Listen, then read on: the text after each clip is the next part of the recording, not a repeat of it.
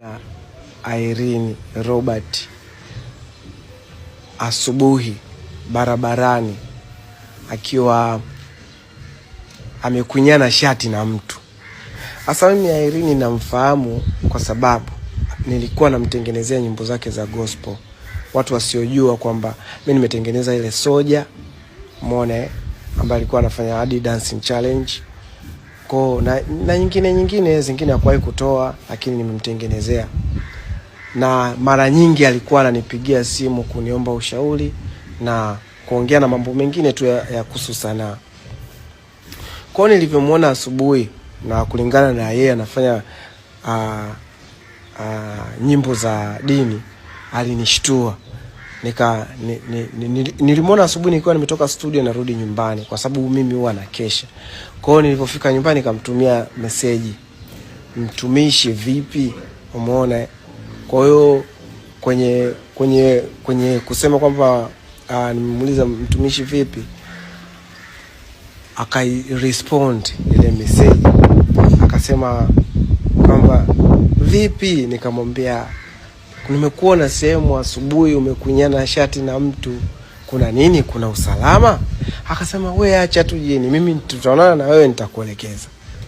Nikakutana naye, lakini jinsi nilivyokutana naye ni tofauti na ni tofauti sana na nilivyomuona mara ya kwanza au siku ya kwanza ambao alikuja ikiwa tunafanya kazi. Umeona? Mara ya kwanza kabisa alikuja mtu smart, mtu ambaye ukimtazama mwenyewe huwezi kuthubutu kumwambia ujinga wowote ule. Lakini sasa hii mara ya pili nilivyokuwa naongea naye, nilimuona kwanza akawa amechangamka sana. Alafu pili akaniambia, bwana, mimi sasa hivi nina vibe, sijisikii kuwa free hivi. Najisikia nipate hata kitu chochote cha kunywa, umeona, ili nikae sawa kwenye akili.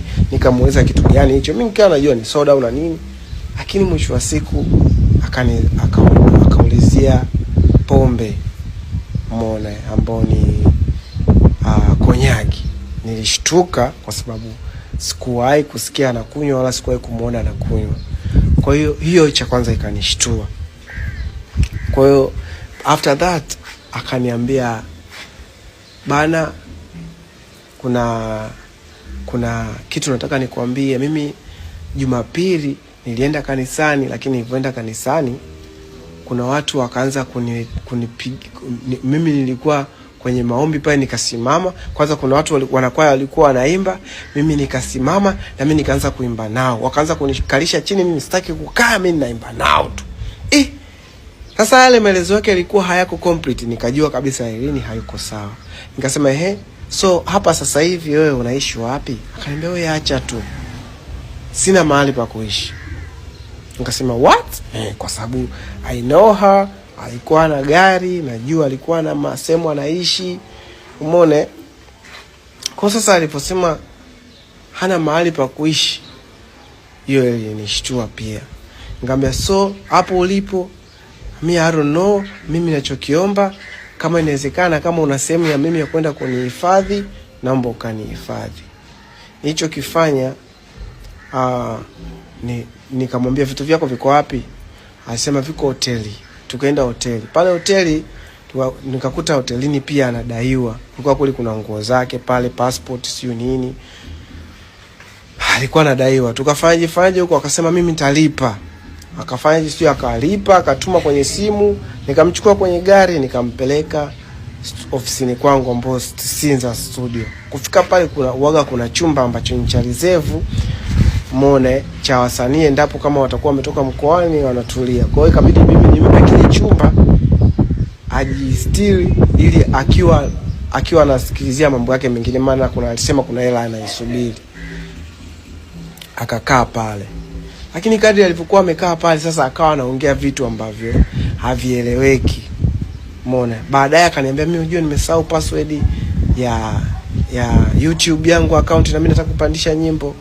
Kwa hiyo ikabidi tena tuanze kuhangaika. Nikamwambia, sasa hii simu ambayo uko nayo sasa hivi huwezi kupata access kwa sababu YouTube yako account ipo kwenye simu nyingine. Akasema ndio, hiyo simu nyingine ipo wapi pale kile kituo cha polisi cha wapi hapa Shekilango pale, umeona Urafiki. Kwa hiyo ikabidi tuende pale, na pale tukakutana na vyombo vyake vya ndani, nguo zake, kila kitu. Nikawauliza wale maskari, nasema bwana, huyu dada yako, mimi niliambia huyu bwana sister yangu, akasema bwana, huyu dada yako aliletwa hapa akiwa amelewa sana, hata ajitambui na hivi vitu vyake. Ndio tukawa tumemhifadhia, lakini na simu hii hapa, nikapata simu. Nikawa najaribu kupambania kurudisha access ya YouTube yake account. Lakini nimepambana nikachemsha. Sasa siku zilivyokuwa zinakwenda, akawa kuna muda anabadilika. Ninaweza kaa nyumbani akanitumia message, hivi unanichukuliaje mimi? Unanichukulia kama mimi sini? Yani akawa anaweza kukasirika, anaweza kuongea maneno ambayo hayaeleweki, anaweza kuongea kitu ambacho hakieleweki. Ikanishtua sana. Nikampigia simu mtumishi Obi Alpha, nikamwambia bwana, ndugu yangu, una taarifa na Irene waga kuna muda anakuaje? Naye akanielezea situation the same. Kwa nikajua kumbe tatizo lilianzia kitambo sana, kwa sababu hata kina Obi pia walihangaika naye hospitali na nini walimpeleka mpaka Muhimbili. Sidhani kama ndugu zake walikuwa wanajua. Sasa mimi nilikuwa sijui hata namba ya mama yake, sijui ndugu yake yoyote. Nilichokifanya nikamwambia na Irene, vipi uwezo kanipa namba ya mama? Irene akasema nitakupa. Ya nini? Nikamwambia mimi nataka niongee naye tu, lakini hakunipa.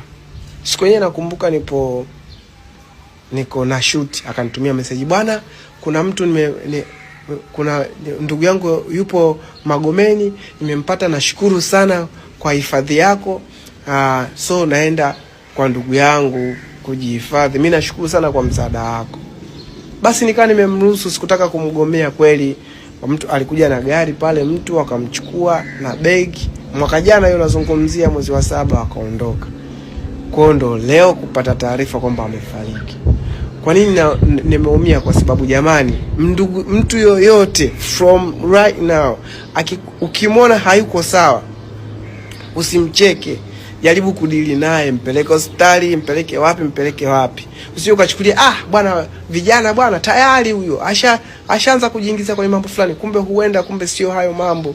Huenda na vitu vyake ambavyo vinamsumbua vikubwa sana, ambavyo hata kukuelezea hawezi. Otherwise yani vitu havielezeki. Kwa hiyo tujaribuni kuwa serious na watu wenye depression, hususan kwenye industry, kwenye hii tasnia ya muziki. Tutapoteza watu wengi jamani, tutapoteza watu wengi sana.